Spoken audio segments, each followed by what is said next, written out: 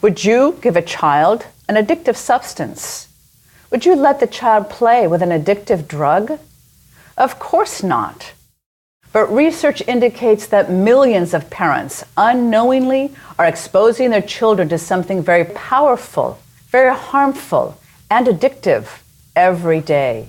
When children play video games, use social media, or watch and interact with electronics, such as phones and smart devices for hours at a time, this screen time can rewire the brain in ways similar to those of drug addicts. And children can become dependent on these devices. Excessive screen time too early in life can be damaging and addicting. This is especially true during childhood because the brain is still developing, a process that isn't complete until a person is around 25 years old. We humans are created for love, for human interaction, not likes. And too much screen time for a developing brain can confuse likes for real human love. Let's examine how screen time impacts our brains. We've learned that intense and repetitive digital imagery modifies nerve connections, which alter how a brain processes information. Marshall McLuhan, a pioneer in the study of the effects of TV on the human brain, discovered that the number of images and the rate of their delivery can alter the person's response more than the actual content. That is, high-speed imagery stimulates the visual and auditory parts of the brain much more than turning the pages of a book. Prolonged exposure can radically change how nerves communicate information to other parts of the brain. One of the neurotransmitters that travels along the nerve cells in the brain is called dopamine. The brain needs dopamine to function properly because dopamine influences the pleasure center of the brain. The prefrontal cortex, located above the eyes, monitors the amount of dopamine, stimulating the brain's pleasure center to make certain no damage is done. Too much dopamine overstimulates the pleasure center and blocks the damage control function of the prefrontal cortex. An overstimulated pleasure center goes into withdrawal and craving, just like an addict.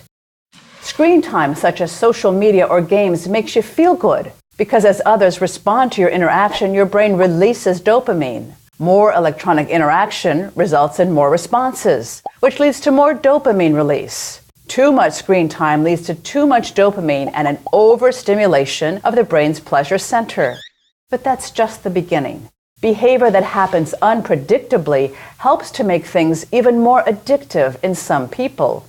Emails, texts, Twitter, Facebook, Instagram posts, and game scores arrive at random. Just like when you win at gambling. You anticipate a response or reaction to your online activity or post, but you don't know when the next response will come. Because of its unpredictability, your brain anticipates the next release of dopamine. You want another message to come because your brain craves more dopamine, so you keep posting or tweeting. The same way gambling addicts continue to gamble. When people say they're addicted to their phones, they're right. People even display symptoms of addiction, including withdrawal and craving, increased anxiety, irritability, restlessness, impaired concentration, and depression. Now factor in something called operant conditioning or cueing. A chirp tells you about a new tweet, or a ding that informs you of a new Facebook post or email. The noise teaches you to anticipate a response before you even know what the message contains.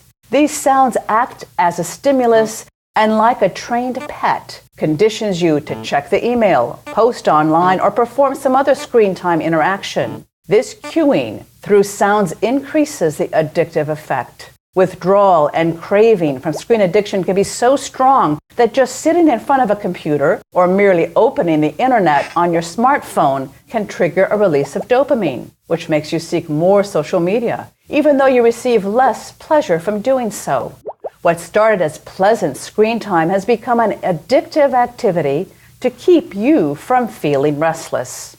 That's why it's so important for parents to limit screen time with their children and set time boundaries that are strictly enforced. Avoid electronic media at mealtime and in bed. Discuss the basics of brain development with your children and test apps before your child uses them, or play the apps with your child. Digital devices are extraordinary tools for communication and entertainment. But too much screen time for a developing brain can confuse likes for real human love. It's important we teach our children to look into the eyes of another person and see someone worthy of love. Human interaction is essential for healthy human development. So let's guide our children, not to likes, but to real human love. I'm Dr. Marisha Weber for the Catholic Medical Association.